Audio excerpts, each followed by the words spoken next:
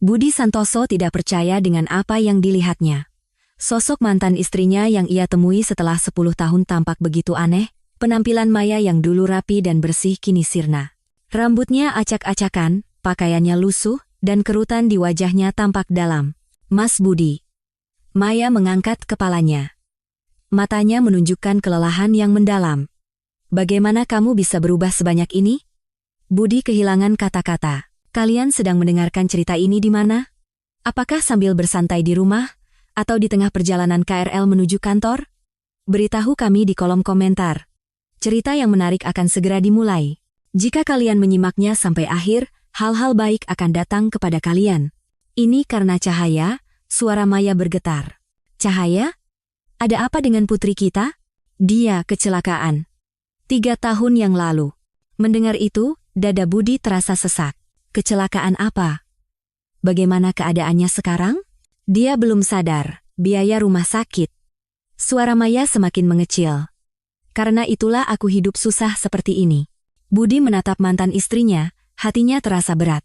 Saat bercerai, mereka saling membenci, tetapi saat ini, rasa khawatir terhadap putrinya jauh lebih besar daripada perasaan itu. Di rumah sakit mana? Bagaimana kondisi Cahaya? Kamu tidak perlu tahu, Maya memalingkan wajahnya. Tetapi Budi tidak bisa membiarkannya begitu saja. Meskipun sudah bercerai, Cahaya adalah darah dagingnya. Jika kalian berada dalam situasi seperti ini, apa yang akan kalian lakukan? Maya, tolong beritahu aku. Sebenarnya apa yang terjadi pada Cahaya? Budi meraih lengan Maya. Lepaskan. Baru sekarang mau bertingkah seperti seorang ayah?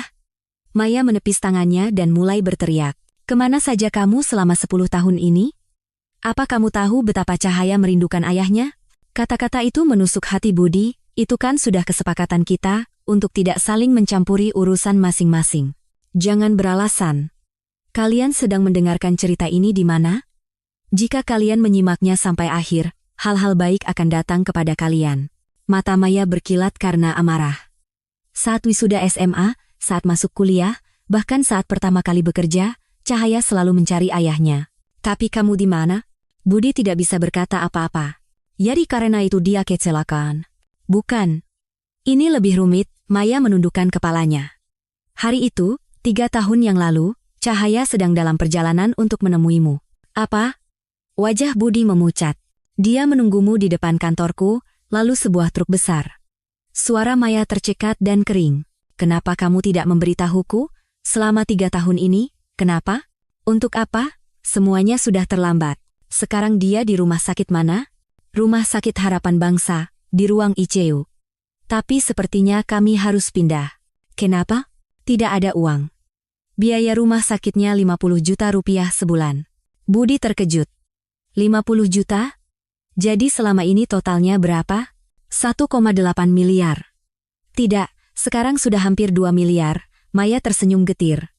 Rumah sudah kujual, uang pesangon juga sudah habis. Aku benar-benar tidak sanggup lagi. Barulah Budi mengerti mengapa penampilan Maya begitu menyedihkan. Lalu sekarang kamu tinggal di mana? Di kamar kos dekat rumah sakit. Sewanya 200.000 sehari. Saat itu, ponsel Budi berdering. Sayang, kapan pulang? Makan malam sudah siap, terdengar suara Dewi, istrinya saat ini. Maya mendengar suara itu dan tersenyum pahit. Tentu saja, kamu sudah punya keluarga baru. Pergilah, mereka menunggumu. Maya, sudah. Biar kami urus masalah kami sendiri. Saat Maya hendak berbalik, Budi kembali menahannya. Tunggu sebentar. Apa aku boleh menjenguk Cahaya? Kenapa? Bagaimanapun juga dia putriku. Maya menatap Budi lama. Besok jam 2 siang. Ruang ICU, Rumah Sakit Harapan Bangsa. Melihat punggung Maya yang menghilang, Budi merasakan firasat buruk bahwa sesuatu yang besar akan terjadi. Dalam perjalanan pulang, pikiran Budi dipenuhi oleh Cahaya. Mas, kenapa terlambat sekali? Tidak ada kabar pula. Dewi, istrinya, menyambutnya dengan wajah tidak senang. Maaf, tadi ada urusan mendadak. Budi merebahkan diri di sofa. Urusan apa? Kenapa wajahmu begitu? Dewi bertanya dengan tatapan khawatir. Budi ragu sejenak. Haruskah ia menceritakan pertemuannya dengan Maya? Hanya sedikit lelah. Akhir-akhir ini kamu terlalu memforsir diri, ya? Ingat umur, kata Dewi sambil memijat bahu Budi. Namun, hati Budi sudah berada di tempat lain. Cahaya koma selama 3 tahun. Tiba-tiba, kenangan masa kecil Cahaya melintas di benaknya. Ayah, nanti kalau sudah besar, aku mau menikah dengan ayah. Kata Cahaya yang berusia 5 tahun dengan tawa polosnya. Kan ayah sudah menikah dengan ibu, Cahaya harus cari pangeran yang tampan. Tidak mau. Ayah yang paling hebat. Saat itu, mereka benar-benar bahagia. Mas Budi, suara Dewi menyadarkan Budi. Ah, maaf, kamu bilang apa? Ayo makan. Sebenarnya apa yang kamu pikirkan? Bukan apa-apa. Budi berjalan ke meja makan, tetapi makanan terasa sulit ditelan. Besok aku harus ke rumah sakit untuk melihat Cahaya. Namun, bertemu dengan putri yang sudah 10 tahun tidak ia temui bukanlah hal yang mudah. Sayang, apa besok siang kamu ada waktu? Budi bertanya hati-hati. Kenapa? Ada acara? Iya, ada janji bertemu seseorang. Siapa? Tatapan Dewi menayam. Hanya rekan kerja lama, Budi berbohong. Dewi tampak curiga, tetapi tidak bertanya lebih lanjut. Malam itu, Budi tidak bisa tidur. Fakta bahwa Cahaya mengalami kecelakaan saat akan menemuinya terus menekan dadanya. Andai saja aku yang lebih dulu menghubunginya, andai saja aku tidak memutus hubungan dengan Cahaya saat bercerai. Penyesalan datang membanjirinya. Pukul 3 dini hari, Budi bangkit dari tempat tidur dan pergi ke ruang kerjanya. Dari laci paling dalam, ia mengeluarkan album foto usang. Foto-foto Cahaya sejak lahir hingga lulus sekolah dasar. Ayah, foto, senyum cerah di wajah Cahaya. Air mata Budi mulai menggenang. Cahaya. Ayah benar-benar minta maaf. Tiba-tiba, terdengar suara langkah kaki di koridor. Mas, kenapa belum tidur? Dewi membuka pintu ruang kerja. Budi segera menyembunyikan album foto itu. Hanya tidak bisa tidur. Kalau ada masalah, cerita saja. Jangan dipendam sendiri, Dewi meletakkan tangannya di bahu Budi. Tidak ada apa-apa. Ayo kita tidur. Namun, di dalam hatinya, Budi sudah membuat keputusan. Besok, ia harus bertemu Cahaya, dan ia akan menjalankan perannya sebagai seorang ayah yang selama ini ia abaikan. Keesokan harinya, pukul 2 siang di Rumah Sakit Harapan Bangsa. Budi ragu-ragu cukup lama di depan ruang IKU. Sudah datang? Suara Maya terdengar dari belakang. Penampilannya tampak lebih lelah dari kemarin. Kamu di sini semalaman? Iya. Khawatir Cahaya akan bangun. Mata Maya merah dan bengkak. Ayo masuk. Saat pintu ICU terbuka, kaki Budi terasa lemas. Seorang gadis terbaring dengan selang-selang yang terhubung di sekujur tubuhnya. Cahaya. Budi tidak bisa percaya. Putrinya yang dulu berisi dan lincah kini sirna, hanya menyisakan tubuh kurus kering. Cahaya, ini ayah. Ayah datang. Budi menggenggam tangan Cahaya dengan tangannya yang bergetar, dingin. Apa kata dokter? Tidak ada harapan. Katanya mati batang otak, suara Maya bergetar. Tapi terkadang jarinya bergerak. Aku yakin dia masih sadar. Budi menatap wajah Cahaya lekat-lekat. Wajah pucat, mata yang cekung. Tapi tetap saja, itu adalah wajah putrinya yang cantik. Cahaya, ini ayah. Apa kamu dengar? Saat itulah, jari Cahaya bergerak sedikit. Maya, kamu lihat tadi? Jarinya bergerak. Iya, aku juga lihat. Tapi dokter bilang itu hanya refleks biasa. Budi mendekatkan telinganya ke wajah Cahaya. Samar-samar, ia bisa mendengar napasnya. Cahaya, ayah benar-benar minta maaf. Maaf sudah meninggalkanmu sendirian. Seorang perawat masuk. Oh, Anda ayahnya Cahaya? Iya. Ada apa? Cahaya terkadang mengigau. Dia memanggil ayah. Dada Budi terasa hancur. Sejak kapan? Sekitar sebulan yang lalu. Hampir setiap malam. Maya menatap Budi. Benar kan? Kamu lihat betapa Cahaya merindukanmu. Maya, aku tidak tahu. Sungguh, aku tidak tahu. Apa kamu tidak menerima surat yang Cahaya kirim saat ulang tahunnya yang ke-25? Budi terkejut. Surat? Surat apa? Saat dia mengumumkan pernikahannya, saat dia diterima kerja, setiap tahun di hari ulang tahunnya, dia selalu mengirim surat. Budi tidak pernah menerima satu pun. Aku benar-benar tidak menerimanya. Sungguh, ekspresi Maya berubah aneh. Lalu kemana perginya surat-surat itu? Tepat saat itu, ponsel Budi berdering. Sayang, kamu di mana sekarang? Kenapa di kantor katanya tidak ada? Itu suara Dewi. Ah, aku sedang keluar sebentar. Dengan siapa? Suaramu aneh. Budi menjadi panik. Aku sendirian. Jangan bohong. Aku jelas mendengar suara orang lain berbicara. Saat itu, Maya menatap Budi dengan mata terbelalak, seolah menemukan petunjuk penting. Mas Budi, apa ada orang lain di rumah yang biasa memeriksa kotak surat? Seketika, wajah Dewi terlintas di benak Budi. Jangan-jangan Dewi yang mengambil surat-surat itu? Budi tidak mau percaya. Aku tidak yakin, tapi coba pikirkan. Apa masuk akal surat yang dikirim Cahaya selama 10 tahun tidak pernah sampai satu pun?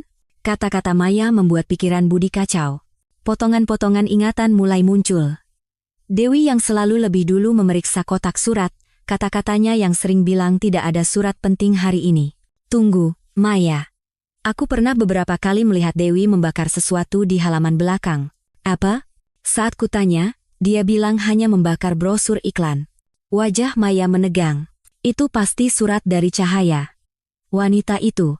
Jangan gegabah, kita belum punya bukti. Namun, kecurigaan di hati Budi semakin membesar. Ayah. Tiba-tiba, suara samar keluar dari bibir Cahaya. Cahaya, Cahaya. Budi dan Maya serentak menghampiri Cahaya. Kelopak mata Cahaya bergetar halus. Cahaya, ini ayah. Apa kamu dengar? Budi menggenggam erat tangan Cahaya. Surat. Surat. Bibir Cahaya bergerak. Apa? Surat apa? Ayah. Surat. Kenapa? Tidak balas? Maya terkejut. Dia sedang membicarakan surat. Suster, suster. Seorang perawat berlari masuk dan memeriksa kondisi Cahaya. Aktivitas gelombang otaknya lebih aktif dari biasanya. Apakah ada rangsangan? Ayahnya datang dan sedang berbicara dengannya. Kalau begitu, teruslah ajak dia bicara. Ini bisa jadi pertanda baik. Setelah perawat pergi, Budi berbisik pada Cahaya. Cahaya, ayah tidak menerima suratmu. Sungguh, aku sayang ayah. Suara Cahaya terdengar sedikit lebih jelas. Air mata Budi tumpah. Ayah juga sayang kamu, Cahaya. Ayah benar-benar minta maaf. Maya mengeluarkan ponselnya. Mas Budi, mau dengar pesan suara terakhir dari Cahaya? Pesan suara? Panggilan yang dia lakukan ke ponselku sesaat sebelum kecelakaan. Polisi yang memberikannya dari rekaman panggilan. Maya menekan tombol putar. Halo, apa ini ponsel ayah? Itu suara Cahaya. Jantung Budi berdebar kencang. Ayah, ini Cahaya. Aku sangat ingin mendengar suara ayah, suaranya bergetar. Aku sudah mengirim banyak surat, tapi tidak ada balasan. Aku sempat berpikir mungkin ayah membenciku.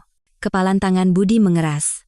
Tapi aku tetap ingin bertemu ayah, jadi aku sekarang ada di depan kantor ayah. Kalau ayah keluar nanti.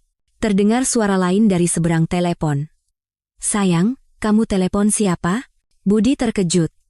Itu suara Dewi. Oh, ini telepon dari kantor, Bu. Cahaya sedang berbohong. Oh, ada urusan apa? Hanya terkait pekerjaan. Cepat tutup, makan malam nanti terlambat. Panggilan itu terputus. Budi sangat terkejut. Ini panggilan kapan? 3 tahun lalu, hari itu, pukul 5 sore. 30 menit sebelum kecelakaan. Berarti Dewi juga tahu? Sepertinya begitu. Cahaya bahkan sampai berbohong. Pikiran Budi menjadi semakin rumit. Dewi tidak hanya menyembunyikan surat Cahaya, tetapi dia juga tahu bahwa Cahaya sedang mencarinya. Maya, apa Cahaya tahu alamat rumah kita? Tentu saja. Dia bilang sudah mengirim surat ke sana sejak umur 20 tahun. Kalau begitu, mungkin dia pernah datang ke rumah. Maya mengangguk. Pernah.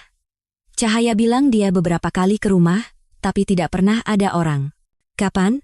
Setiap akhir pekan. Tapi katanya rumah selalu kosong. Budi merasa aneh. Mereka hampir selalu ada di rumah saat akhir pekan. Jangan-jangan Dewi?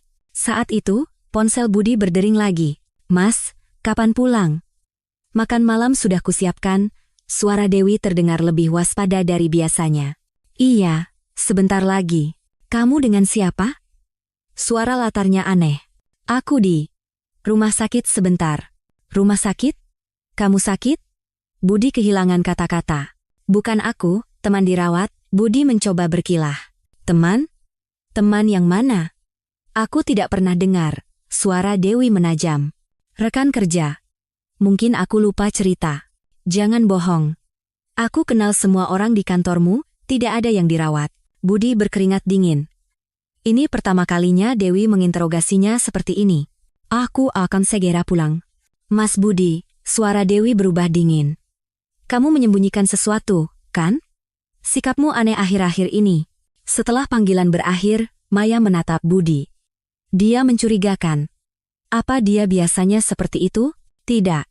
Dewi tidak seperti ini. Budi juga merasa heran. Apa dia sudah curiga? Bahwa aku bertemu denganmu? Tidak mungkin. Bagaimana dia bisa tahu? Namun, hati Budi merasa tidak tenang. Cahaya, ayah besok datang lagi ya. Budi mencium kening Cahaya. Carikan suratku, kata Cahaya dengan suara lirih. Iya. Mencarikan suratmu? Surat-suratku. Jari Cahaya menggenggam tangan Budi dengan erat. Baiklah. Ayah akan mencarinya. Saat Budi meninggalkan rumah sakit, Maya mengikutinya. Mas Budi, sebentar. Kenapa? Hati-hati dengan Dewi, ada yang aneh. Maksudmu? Ini firasat seorang wanita. Soal dia menyembunyikan surat Cahaya, dan cara dia meneleponmu tadi, Maya menatap khawatir. Sepertinya dia sudah curiga kita bertemu. Tidak mungkin. Coba pikirkan. Cahaya bilang rumah selalu kosong saat dia datang di akhir pekan. Apa itu kebetulan? Budi juga merasa janggal. Dewi yang selalu mengajakku pergi keluar di akhir pekan. Benar kan? Dia sengaja menghindar dari Cahaya. Wajah Budi menggelap. Berarti Dewi melakukannya dengan sengaja sejak awal? Sepertinya begitu. Untuk menghalangimu berhubungan dengan Cahaya. Dalam perjalanan pulang, pikiran Budi kacau. Benarkah Dewi menyembunyikan surat-surat itu dan menghalangi Cahaya datang? Saat membuka pintu depan, Dewi sudah menunggunya di ruang tamu, sudah pulang, makanannya sudah dingin. Maaf. Saat Budi melepas sepatu, Dewi mendekat. Mas, apa hari ini kamu bertemu seseorang? Kenapa kamu terus bertanya begitu? Hanya saja. Akhir-akhir ini kamu terlihat berbeda. Dewi menatap wajah Budi dengan saksama. Tidak ada apa-apa, aku hanya lelah. Benarkah? Iya. Budi menghindari tatapan Dewi. Oh ya, sayang. Apa pernah ada surat datang ke rumah kita? Ekspresi Dewi membeku sesaat. Surat? Surat apa? Hanya bertanya saja. Sepertinya tidak ada, selain brosur iklan, jawab Dewi terlalu cepat. Oh, begitu. Budi pura-pura tidak peduli. Namun, reaksi Dewi membuatnya yakin bahwa wanita itu menyembunyikan sesuatu. Ayo makan. Sudah kusiapkan. Selama makan, keduanya terdiam. Budi terus mengamati Dewi. Dia tampak lebih tegang dari biasanya dan sering melirik ke arah Budi. Sayang, besok siang sepertinya aku harus keluar lagi, kata Budi hati-hati. Kemana lagi? Ke rumah sakit, mau check up. Tiba-tiba, kamu sakit? Suara Dewi terdengar panik. Sudah umur, harus rutin periksa kesehatan. Kalau begitu aku ikut. Tidak usah. Hanya pemeriksaan sederhana, aku bisa sendiri. Tidak mau, aku mau ikut. Dewi bersikeras. Budi bingung. Jika Dewi ikut, ia tidak bisa bertemu Cahaya. Sungguh, aku bisa sendiri. Aku pergi ke rumah sakit dekat kantor setelah pulang kerja. Rumah sakit mana? Dewi terus bertanya. Hanya klinik di dekat sini. Spesifiknya di mana? Budi merasa frustrasi. Mengapa Dewi ingin tahu begitu detail? Sayang, kenapa kamu bertanya sedetail ini? Biasanya kamu tidak peduli. Karena akhir-akhir ini kamu aneh, kata Dewi ragu-ragu. Aneh bagaimana? Jangan-jangan kamu bertemu wanita lain? Budi terkejut. Tiba-tiba bicara apa kamu ini? Beberapa hari ini sikapmu mencurigakan. Menelepon sembunyi-sembunyi, pulang terlambat. Kecurigaan Dewi sepertinya sudah dimulai. Budi harus menjawab dengan hati-hati. Wanita lain? Jangan bicara yang tidak-tidak, Budi menyangkal dengan panik. Kalau begitu buktikan. Besok kita ke rumah sakit bersama. Dewi melipat tangannya di dada. Kenapa kamu memaksa ikut? Apa kamu tidak percaya padaku? Aku ingin percaya, tapi sikapmu terlalu aneh. Saat itu, sebuah pesan masuk ke ponsel Budi, dari Maya. Kondisi Cahaya memburuk. Cepat datang. Wajah Budi memucat. Sayang, aku harus segera pergi sekarang. Sekarang? Jam 11 malam? Ada keadaan darurat. Budi meraih jaketnya. Sebenarnya ada apa? Siapa yang menghubungimu? Dewi mencoba melihat ponsel Budi. Dari kantor. Ada masalah di lokasi proyek. Coba lihat ponselmu. Kenapa? Aku mau memastikan itu benar-benar dari kantor. Dewi mengulurkan tangannya. Budi bingung. Jika Dewi melihat pesan dari Maya, semuanya akan terbongkar. Sayang, sekarang bukan waktunya. Ini benar-benar darurat. Justru karena itu kamu harus menunjukkannya. Apa yang kamu sembunyikan? Suara Dewi menajam. Bukan begitu, hanya saja. Budi, teriak Dewi. Kamu benar-benar selingkuh, kan? Makanya tidak berani menunjukkan ponselmu. Sudah kubilang tidak. Kalau begitu tunjukkan. Tiba-tiba, ponsel Budi berdering lagi. Kali ini panggilan telepon dari Maya. Dewi mencoba melihat nama penelepon, tapi Budi cepat-cepat menjawab. Hello, Mas Budi. Cahaya tiba-tiba kejang. Dokter bilang kondisinya kritis, terdengar suara panik Maya. Dewi pun mendengarnya. Dia tahu itu suara perempuan. Aku segera ke sana. Budi menutup telepon. Siapa itu? Barusan itu suara perempuan, kan? Wajah Dewi menegang. Rekan kerja, pegawai perempuan. Bohong. Tidak ada perempuan dengan suara seperti itu di kantormu. Dewi mencengkeram lengan Budi. Aku benar-benar harus pergi. Tidak boleh. Sebelum kamu bicara jujur, aku tidak akan melepaskanmu. Budi merasa tidak bisa menyembunyikannya lagi. Baiklah, akan kuceritakan. Tapi sekarang benar-benar darurat, nanti saja. Sekarang, Cahaya. Putriku. Cahaya. Wajah Dewi membeku. Cahaya. Kenapa? Dia kecelakaan. Koma selama 3 tahun. Dan kamu baru tahu sekarang? Suara Dewi berubah aneh. Terkejut, sekaligus panik. Iya. Kemarin aku bertemu Maya. Maya? Mantan istrimu?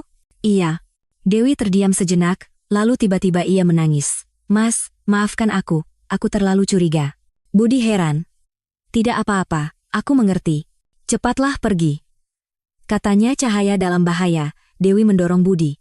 Kamu sungguh tidak apa-apa? Iya. Pergi dan jaga Cahaya baik-baik. Saat Budi hendak pergi, Dewi memanggilnya lagi. Mas. Ya? Apa? Apa Cahaya pernah mengirim surat ke rumah kita? Budi berbalik dan menatap Dewi. Ada emosi lain yang melintas di wajahnya. Seperti rasa bersalah. Kenapa? Hanya ingin tahu. Apa kamu pernah menerimanya? Dewi ragu sejenak. Sepertinya pernah datang 1 atau 2 kali. Di mana surat-surat itu? Aku tidak ingat. Sudah lama sekali. Dewi memalingkan wajahnya. Budi yakin. Dewi jelas menyembunyikan sesuatu. Aku pergi dulu. Iya. Hati-hati di jalan. Saat Budi keluar dari pintu, ia menoleh ke belakang dan melihat Dewi mengawasinya dari jendela. Wajahnya tampak cemas. Di dalam taksi menuju rumah sakit, Budi berpikir. Benarkah Dewi yang menyembunyikan surat-surat itu? Dan mengapa ia menghalangi Cahaya datang? Reaksi Dewi terlalu aneh. Seolah-olah dia sudah tahu cerita tentang Cahaya. Sesampainya di rumah sakit, ruang ICU dalam keadaan darurat. Tim medis sibuk berlalu lalang, dan Maya menangis di koridor. Maya, bagaimanakah Cahaya? Dokter bilang kondisinya kritis. Tekanan di otaknya tiba-tiba naik. Dada Budi terasa sesak. Sekarang dia di ruang operasi? Iya. Sedang operasi darurat. Saat itu, seorang dokter keluar. Anda wali pasien? Iya. Saya ayahnya Cahaya. Kondisinya tidak baik. Pendarahan di otaknya cukup parah. Ekspresi dokter itu serius. Kalau dioperasi, dia akan baik-baik saja, kan? Jujur saja, kemungkinannya tidak tinggi. Kurang dari 50%, Budi hampir terjatuh. Lalu apa yang harus kami lakukan? Kami akan melakukan yang terbaik, tapi keluarga harus mempersiapkan diri untuk kemungkinan terburuk. Setelah dokter pergi, Budi dan Maya duduk termenung. Ini salahku, gumam Budi. Selama 10 tahun tidak menghubunginya, tidak menerima suratnya. Sekarang bukan waktunya bicara seperti itu, Maya menggenggam tangan Budi. Kita berdoa saja semoga Cahaya selamat. 1 jam, 2 jam berlalu. Pukul 2 dini hari, lampu ruang operasi padam. Dokter keluar. Operasinya berhasil. Budi dan Maya serentak menghela napas lega. Tapi kita belum bisa tenang. 24 jam ke depan adalah masa kritis. Kapan dia akan sadar? Itu tidak bisa dipastikan. Bisa jadi kondisinya memburuk dengan keadaan sekarang. Dokter menggantungkan kalimatnya. Cahaya dipindahkan kembali ke Iko. Kepalanya diperban, dan lebih banyak mesin terhubung ke tubuhnya. Cahaya, ini ayah. Jangan menyerah, Budi menggenggam erat tangan Cahaya. Soal surat itu, ayah pasti akan cari tahu. Saat itu, jari Cahaya bergerak sangat halus. Maya, kamu lihat? Iya, aku lihat. Cahaya, coba gerak lagi. Tapi Cahaya tetap diam. Pukul 5 pagi, ponsel Budi berdering. Dari Dewi. Mas, masih di rumah sakit? Iya. Kondisi Cahaya tidak baik, ya? Iya, sangat berat. Suara Dewi terasa aneh. Ada nada simpati, tapi juga seperti lega. Kapan kamu akan pulang? Aku tidak tahu. Tergantung kondisi Cahaya. Baiklah, jaga dirimu. Setelah telepon ditutup, Maya bertanya, apa kata Dewi? Hanya bilang khawatir. Aneh. Bukankah biasanya dia tidak suka kalau membahas Cahaya? Budi juga merasa janggal. Reaksi Dewi terhadap cerita Cahaya terlalu tenang. Maya, apa mungkin Cahaya pernah bertemu Dewi? Entahlah. Mungkin saja saat dia datang ke rumah. Dia bilang pernah datang ke rumah, kan? Iya. Cahaya bilang dia beberapa kali menunggu di depan rumah. Kenapa aku tidak tahu? Mungkin Dewi sengaja tidak memberitahumu. Kecurigaan Budi semakin menjadi-jadi. Jika Dewi tahu keberadaan Cahaya, menyembunyikan suratnya, dan menghalanginya bertemu. Maya, aku pulang sebentar. Kenapa? Meninggalkan Cahaya? Aku harus mencari surat-surat itu. Pasti Dewi menyembunyikannya di suatu tempat. Sekarang, subuh-subuh begini? Iya. Aku harus mencarinya saat Dewi sedang tidur. Budi sudah memutuskan.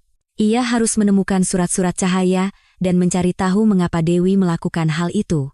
Aku hanya 1 jam. Hati-hati. Kalau ketahuan, tidak apa-apa, itu kan rumahku juga. Tapi hati Budi merasa gelisah. Pukul 6 pagi, Budi membuka pintu rumahnya dengan hati-hati. Ia berharap Dewi masih tertidur lelap. Terdengar suara napas Dewi yang teratur dari kamar tidur. Budi menghela napas lega dan menuju ruang kerja.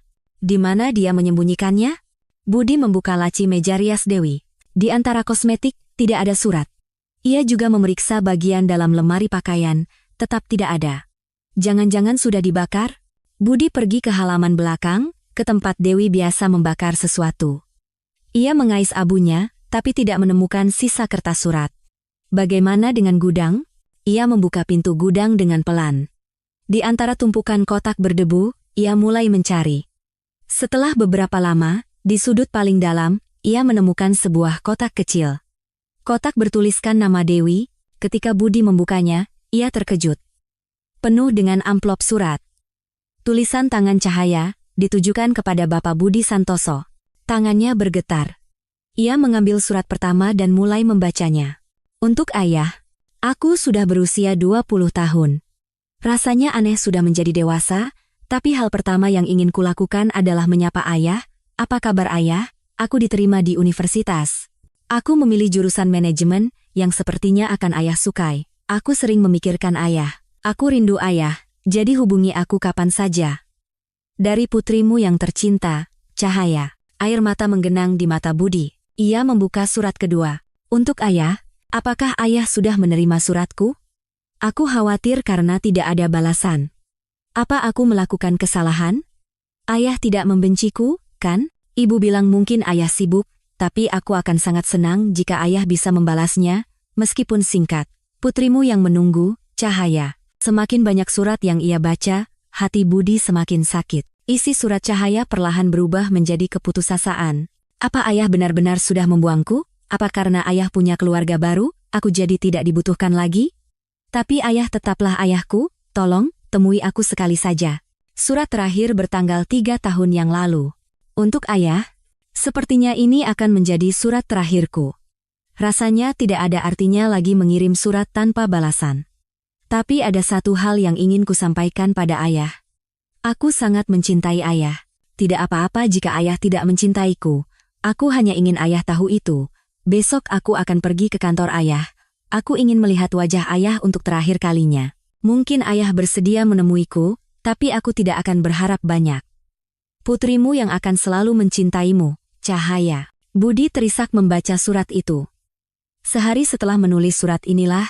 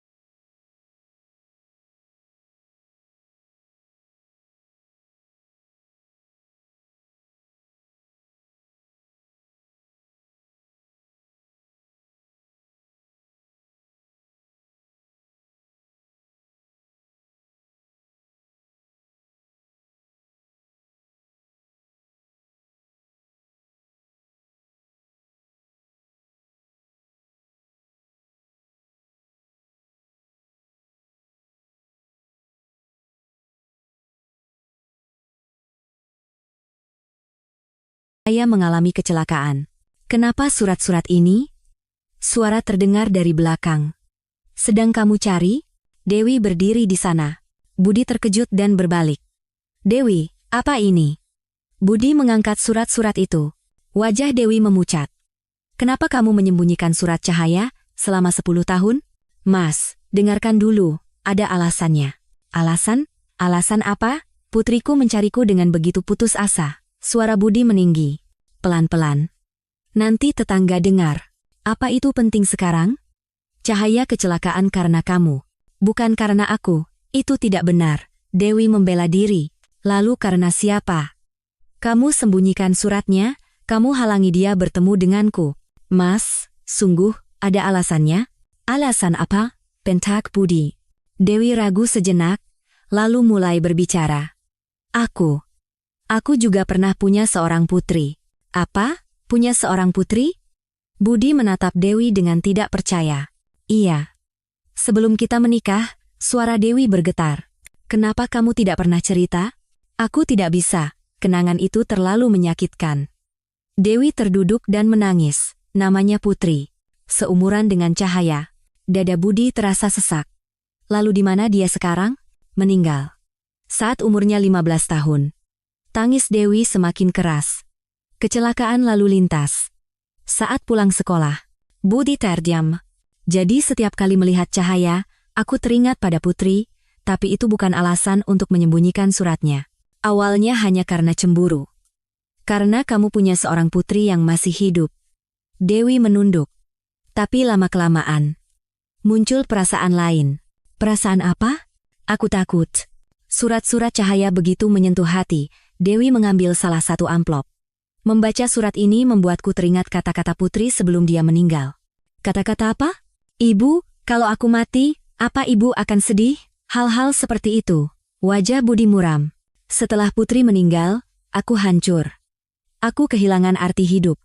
Lalu, saat melihat surat Cahaya, rasanya seperti Putri hidup kembali.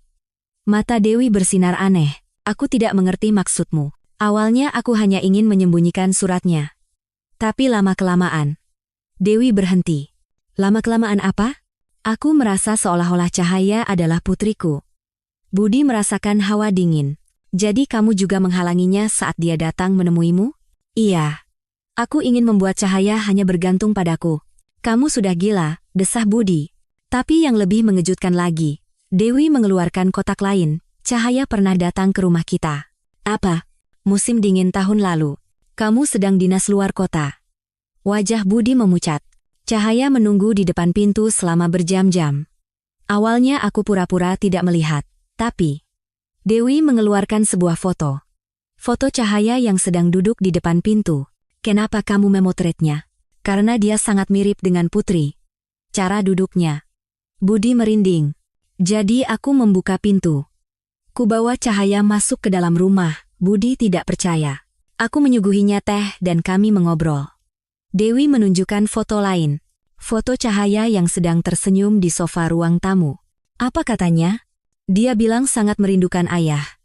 Dia bertanya kenapa suratnya tidak pernah dibalas. Lalu kamu bilang apa? Aku bilang ayah sibuk dengan keluarga baru, dan sulit untuk ditemui sekarang. Kepalan tangan Budi mengeras. Setelah itu, Cahaya pulang sambil menangis. Dewi menunjukkan foto terakhir. Foto Cahaya yang melambaikan tangan dari depan pintu. Ini foto terakhirnya. Terakhir? Iya. Minggu berikutnya, dia kecelakaan. Budi sangat syok. Dewi telah bertemu Cahaya, berbohong padanya, dan seminggu kemudian kecelakaan itu terjadi. Dewi, apa saat itu kamu mengatakan hal lain pada Cahaya? Itu. Dewi kembali ragu. Kamu bilang apa? Aku bilang ayah sudah tidak mau menemuinya lagi, karena dia mengganggu keluarga baru ayah. Kaki Budi terasa lemas. Jadi karena itu Cahaya putus asa dan nekat menemuiku. Maaf. Aku benar-benar minta maaf. Maaf katamu? Cahaya sekarang sekarat karena kamu. Teriak Budi. Aku tidak tahu akan jadi seperti ini. Tidak tahu? Orang yang pernah kehilangan anak justru mencoba merebut anak orang lain. Dewi berlutut sambil menangis. Maafkan aku. Sungguh. Maafkan aku. Minta maaf? Selamatkan dulu Cahaya baru kamu minta maaf. Budi memeluk surat-surat itu dan hendak pergi. Mas, mau kemana? Ke rumah sakit. Aku akan membacakan surat-surat ini untuk Cahaya. Lalu aku? Dewi menatap dengan tatapan memohon. Kita sudah selesai. Kata-kata dingin Budi membuat Dewi terduduk lemas. Mas. Tapi Budi tidak menoleh ke belakang. Di pikirannya hanya ada satu hal, menyelamatkan Cahaya. Kembali ke rumah sakit, Budi berlari ke ruang ICU sambil menggenggam erat surat-surat itu. Maya, aku menemukannya. Surat-surat Cahaya. Maya terkejut. Benarkah? Di mana? Dewi yang menyembunyikannya. Selama 10 tahun. Budi menunjukkan tumpukan surat itu. Mata Maya berkaca-kaca. Sebanyak ini. Betapa Cahaya merindukan ayahnya. Maya, ada yang lebih mengejutkan lagi. Budi menceritakan pertemuannya Dewi dan Cahaya. Apa? Dewi bertemu Cahaya? Iya. Dan dia berbohong. Bilang aku membenci Cahaya. Wajah Maya menegang. Jadi karena itu Cahaya begitu putus asa mencarimu. Aku harus membacakan surat-surat ini untuknya. Budi masuk ke ICU. Cahaya masih terbaring tak sadarkan diri. Cahaya, ayah sudah menemukan semua suratmu. Budi menggenggam tangan Cahaya dan membuka surat pertama. Untuk ayah, aku sudah berusia 20 tahun. Suara Budi bergetar saat membacanya. Ayah tidak menerima surat ini. Ayah benar-benar minta maaf. Saat itu, jari Cahaya bergerak sedikit. Maya, kamu lihat? Iya, aku lihat. Budi mulai membaca dengan suara lebih keras. Apakah ayah sudah menerima suratku? Aku khawatir karena tidak ada balasan. Kelopak mata Cahaya bergetar halus. Cahaya, apa kamu dengar? Ayah sangat mencintaimu, kata Budi dengan sungguh-sungguh. Saat ia membaca surat ketiga, putrimu yang akan selalu mencintaimu, Cahaya, tiba-tiba mata Cahaya sedikit terbuka. Cahaya. Budi dan Maya berteriak bersamaan. Ayah. Suara lirih keluar dari bibir Cahaya. Cahaya. Iya, ini ayah. Budi menggenggam erat tangannya. Ayah, terima suratku? Iya, ayah terima semuanya. Semua suratmu. Air mata mengalir dari mata Cahaya. Ayah, tidak membenciku? Benci? Kenapa ayah harus membencimu? Kamu adalah putri yang paling ayah sayangi di dunia. Saat itu tim medis berdatangan. Pasien sudah sadar? Iya, kami sedang berbicara. Perawat memeriksa kondisi Cahaya. Tekanan darahnya stabil, gelombang otaknya juga normal. Dokter segera masuk, ini benar-benar keajaiban. Kemarin kami sudah bilang tidak ada harapan. Cahaya, ayah akan selalu di sini. Benarkah? Ayah tidak akan pergi lagi? Suara Cahaya semakin jelas. Tidak akan pernah. Mulai sekarang, ayah akan selalu bersamamu. Ibu juga di sini? Iya, ibu juga di sini. Maya menggenggam tangan Cahaya yang satu lagi. Cahaya. Ibu sangat khawatir. Maafkan aku, Bu, aku terlalu memaksakan diri. Sudah, jangan bicara seperti itu.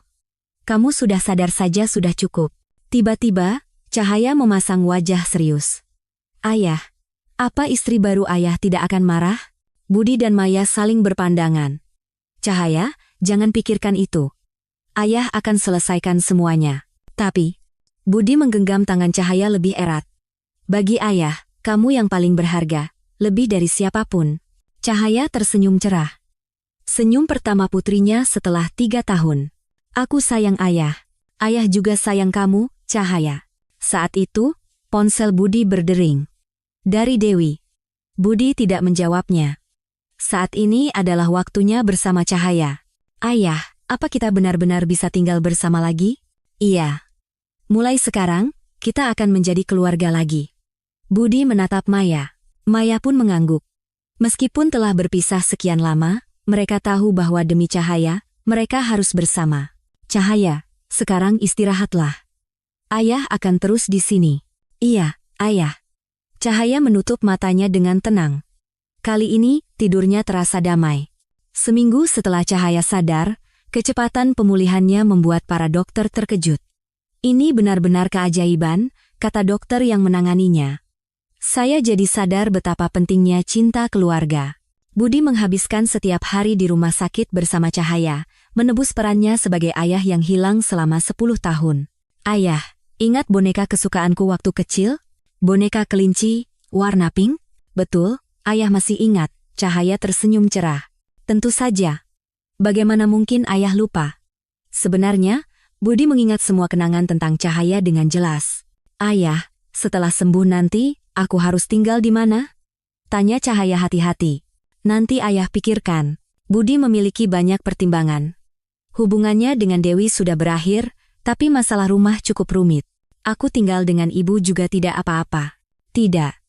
Mulai sekarang, kita akan tinggal bersama sebagai keluarga, selamanya. Aku juga berpikir begitu. Budi menatap Maya.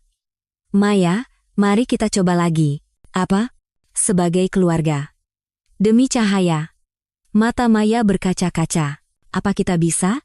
Tentu saja. Sekarang kita sudah berbeda. Seorang perawat masuk. Mbak Cahaya, ada yang mau menjenguk. Siapa? Namanya Ibu Dewi. Wajah Budi menegang. Aku tidak mau menemuinya. Ayah, tidak apa-apa. Biar aku temui, kata Cahaya. Cahaya, tidak perlu. Tidak apa-apa. Aku ingin bicara. Beberapa saat kemudian, Dewi masuk. Penampilannya kuyu. Cahaya. Dewi menangis melihat Cahaya. Selamat siang, Tante, sapa Cahaya dengan tenang. Maafkan Tante. Sungguh, maafkan Tante. Dewi berlutut di depan Cahaya. Tante, bangunlah. Cahaya membantu Dewi berdiri. Cahaya, Tante benar-benar salah.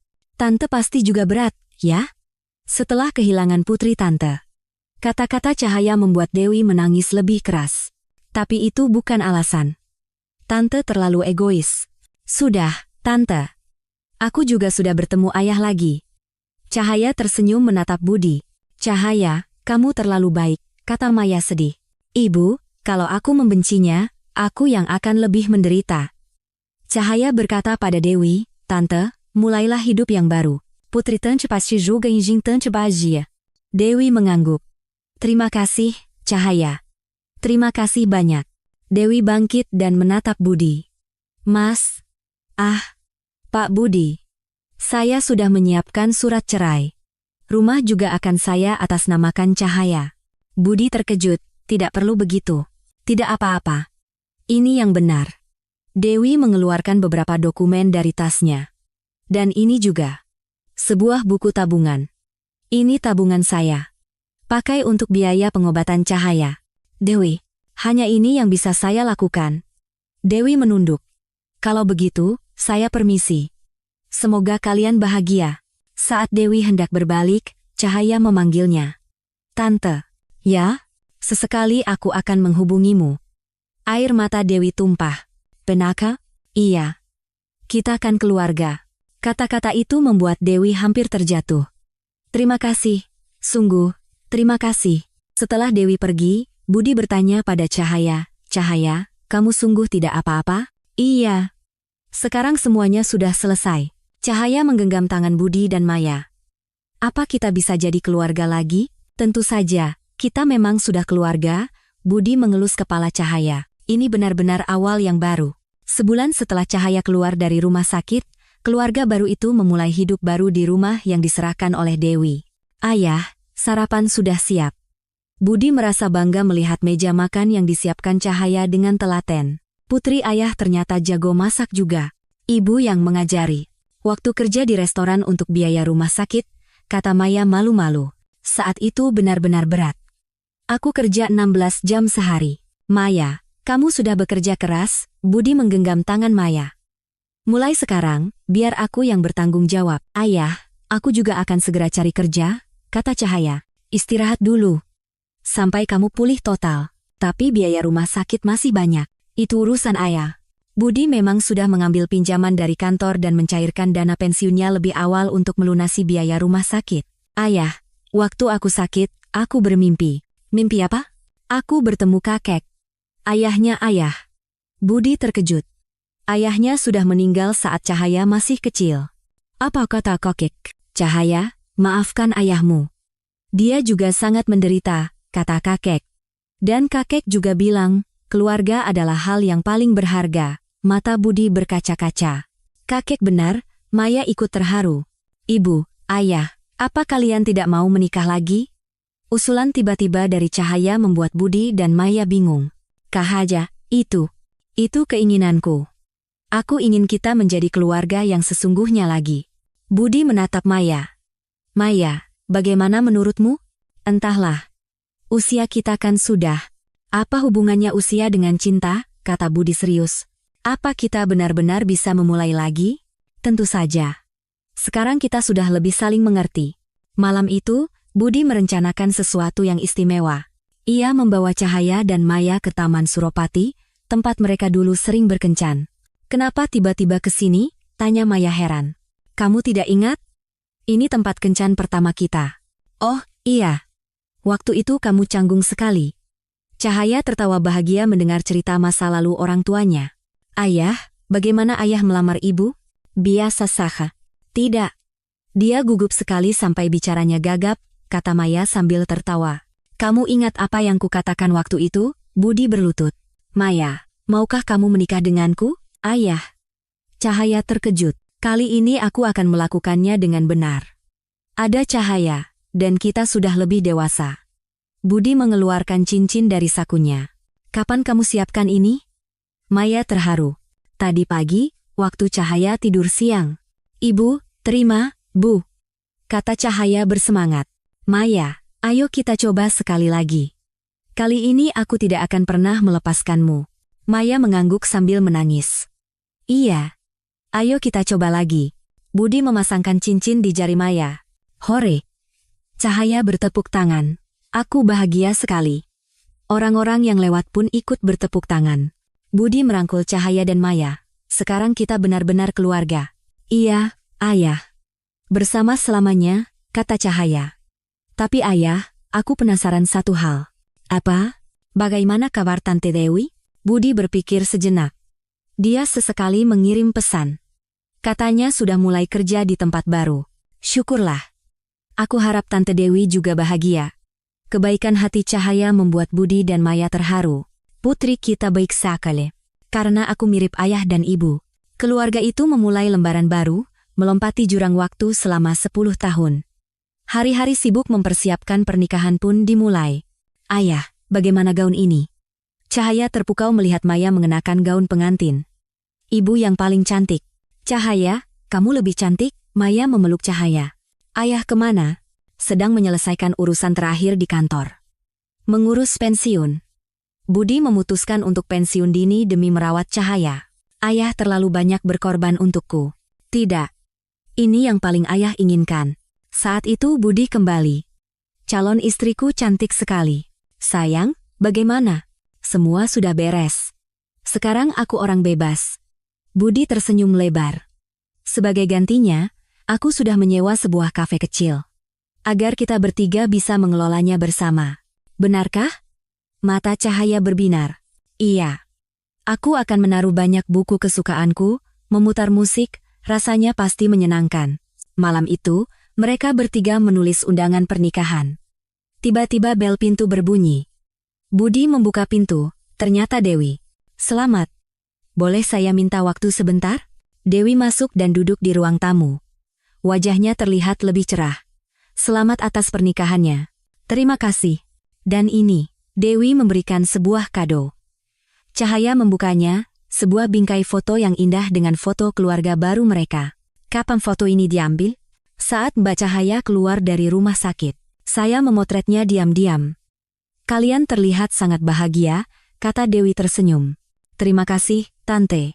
Sebenarnya ada satu hal lagi yang ingin saya sampaikan, kata Dewi serius. Saya juga akan memulai hidup baru.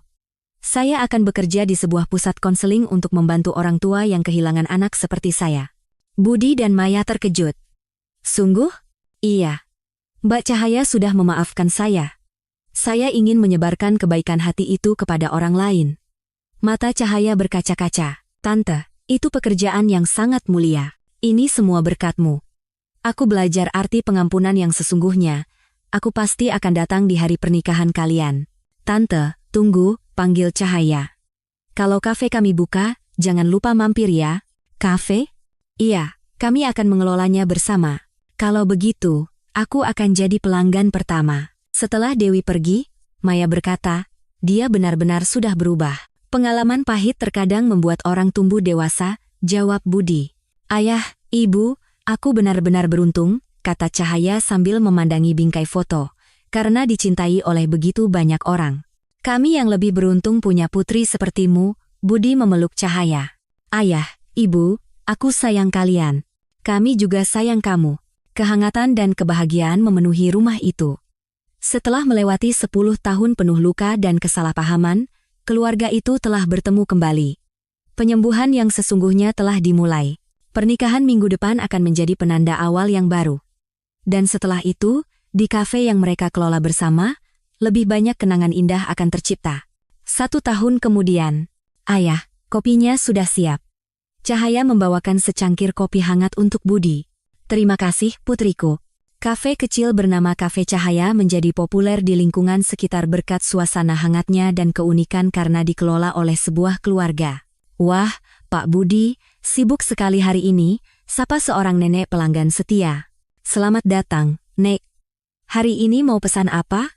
Maya menyambut dengan senyum cerah. Kopi hitam 1, dan kue buatan Cahaya ya. Cahaya sudah pulih sepenuhnya dan menjadi tulang punggung kafe. Ia bahkan belajar membuat kue dan roti sendiri. Cahaya, bagaimana hasil pemeriksaanmu hari ini? Tanya Budi. Normal total, ya. Dokternya sampai heran. Syukurlah. Sekarang tidak ada yang perlu dikhawatirkan lagi. Pintu kafe terbuka dan Dewi masuk. Dia sudah menjadi pelanggan tetap yang datang sebulan sekali. Halo Tante. Halo, Cahaya. Hari ini Tante datang bersama rekan-rekan dari pusat konseling. Dewi kini bekerja sebagai kepala tim, membantu para orang tua yang kehilangan anak dan menemukan arti hidup yang baru. Tante, apa kabar? Tanya Cahaya sambil mengantarkan kopi. Baik sekali. Sangat memuaskan bisa membantu orang lain. Saat lelah, Tante datang ke sini melihat kalian dan jadi semangat lagi. Dewi menggenggam tangan Cahaya. Terutama melihatmu, Tante jadi sadar betapa besar kekuatan dari pengampunan. Tante, aku bangga padamu. Mata Dewi berkaca-kaca mendengar ucapan Cahaya. Sore harinya, setelah kafe tutup, keluarga itu menyiapkan makan malam bersama. Pemasukan hari ini bagus, kata Budi. Bulan depan pinjaman kita lunas. Benarkah? Secepat itu? Iya. Semuanya terasa seperti mimpi. Setahun yang lalu, Cahaya masih koma. Ibu, sudahlah. Mari kita buat rencana ke depan, kata Cahaya sambil tersenyum. Rencana apa? Memperluas kafe, dan aku ingin kuliah malam. Kuliah malam?